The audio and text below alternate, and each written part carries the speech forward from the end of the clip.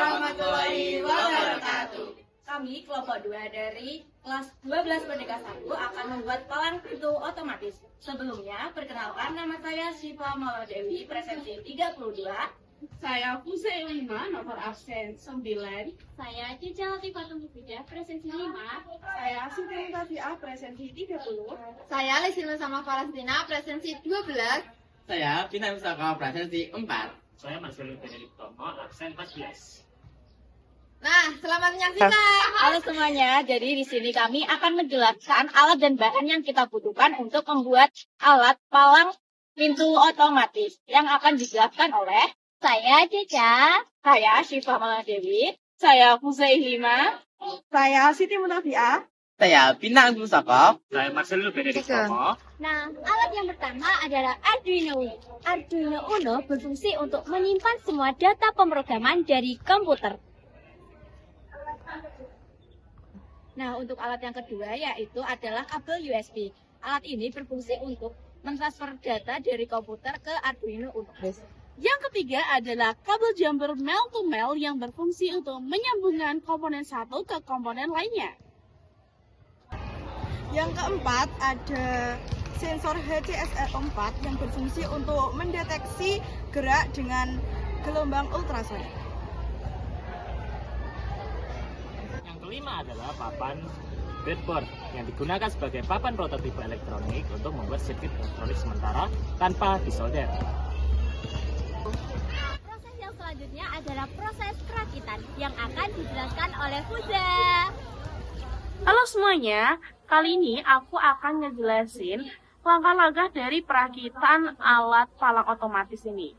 Langkah pertamanya, kamu ambil sensor gerak ini, lalu tancapkan pada breadboard pada nomor 15 sampai 18. Seperti ini.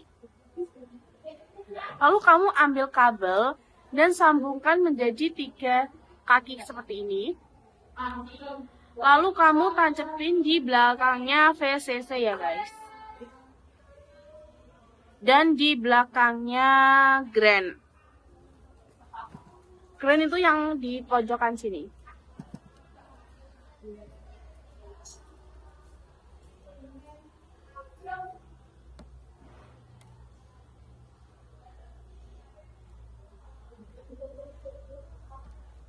Lalu kamu juga ambil kabel jumper yang male to male biasa seperti ini.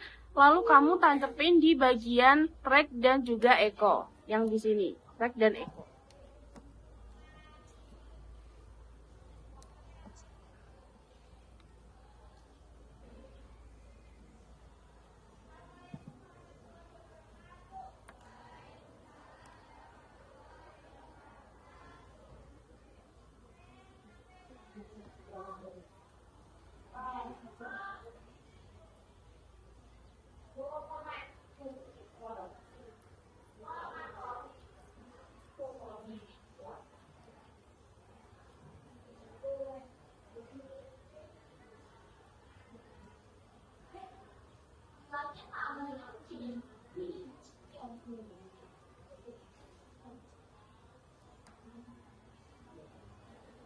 Seperti ini ya guys. Nih.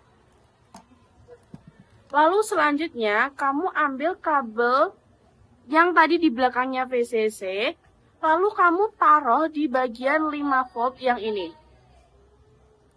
Di bagian 5 volt yang bawah. Sebentar. Yang ini. 5 volt. Lalu kamu ambil kabel yang di belakangnya track. Lalu kamu taruh di bagian nomor 10 sini. Nomor 10 yang ini.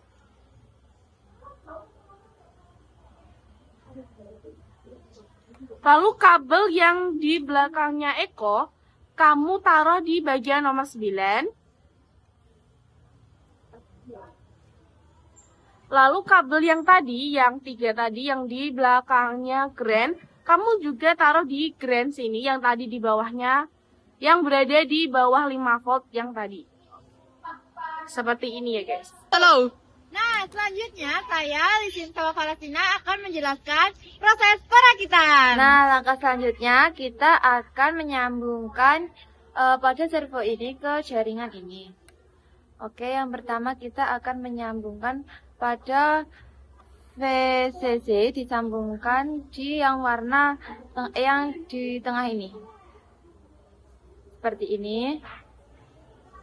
Nah, selanjutnya yang berwarna merah ini yang pada ground disambungkan di sini.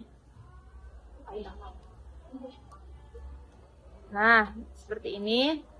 Dan yang terakhir, kita mengambil satu lagi kabel disambungkan pada Arduino Uno yang nomor 3. Dan di sini, maaf teman-teman, ini kurang terlihat karena memang angkanya yang kecil. Nah, barulah kita sambungkan ke jaringan ini yang terakhir. Nah, hasilnya akan seperti ini jika sudah tersambung semua. Nah, yang selanjutnya yaitu adalah proses pemrograman yang akan dijelaskan oleh Mas. Ya, dan di sini saya akan menjelaskan bagian pemrograman Arduino-nya. Yang pertama terdapat servo S1. Servo S1 ini adalah servo ditandai dengan kode S1 pada kode lanjutan. Dilanjutkan dengan cons in trig pin 10. Ini adalah trigger servo tersambung dengan pin nomor 10. Dilanjutkan dengan echo pin nomor 9. Ini adalah trigger sensor tersambung dengan pin nomor 9. Dilanjutkan dengan long duration. Long duration ini menunjukkan jarak waktu pemunculan output setelah menerima input. Dilanjutkan dengan inch distance cm dan distance inch. Ini menunjukkan jarak minimal dan maksimal yang akan direspon sensor. Dilanjutkan dengan pin mode trigger output. Ini adalah trigger servo sebagai output atau penunjuk hasil. Terus ada echo pin input. Ini adalah trigger sensor sebagai penerima sinyal atau input yang akan disalurkan menuju servo jika memenuhi syarat. Dilanjutkan dengan digital bright trig pin low. Ini adalah trigger servo mati atau tidak menerima perintah. Lalu ada delay microsecond 2. Ini delay dengan jarak waktu 0,002 detik untuk mengirim data. Terus ada digital bright trig pin high. Ini adalah trigger servo menerima data atau menjadi hidup dengan delay microsecond 10. Ini perintah akan tetap jalan selama 0,01 detik saat tidak mendapat data. Lalu ada digital bright trig pin low. Ini adalah trigger servo tidak hidup karena tidak menerima perintah data. Ada duration pulse in echo pin high. Ini adalah trigger sensor menerima atau mendeteksi sesuatu yang akan dibuat menjadi perintah untuk mengaktifkan servo. Lalu ada distance cm, duration 0,034/2. Ini adalah perhitungan jika jarak menggunakan cm, meter. Juga dengan distance inch, duration 0,0133/2. Ini adalah perhitungan jika jarak menggunakan skala inch. Delay 50. Ini adalah delay 0,05 detik. Dan ada if distance banding 30. Ini adalah jika jarak kurang dari 30 cm. Maka waktu servo tetap aktif jika penghalang sensor hilang. Lalu ada delay selama 1 detik untuk mengaktifkan servo. Catatan else, jika sensor tidak akan mengaktifkan maka servo tidak akan aktif dengan delay waktu 10 atau delay 0,01 detik untuk menyelesaikan perintah Selanjutnya, tersebut. proses pembuatan miniatur akan dilakukan oleh Bintang. Nah, oke. Langkah selanjutnya ialah pasang stick ke motor servo ini. Oke. Ya, ambil lem dan lalu pasang ke motor servonya. Tunggu sampai kering dulu ya. Nah, itu kita akan merakit komponen-komponen ini ke papan yang sudah. Dan terakhir kita akan memasang miniatur rumahnya. Oh, wow. Menurut kamu senang?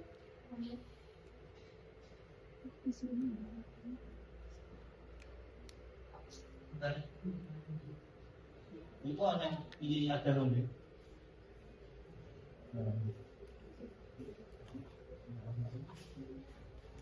Dan final dan kita seperti ini.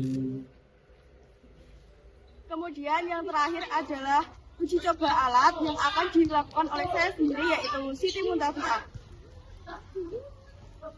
Jadi sekarang kita akan melakukan uji coba terhadap produk kita, yaitu palang pintu otomatis.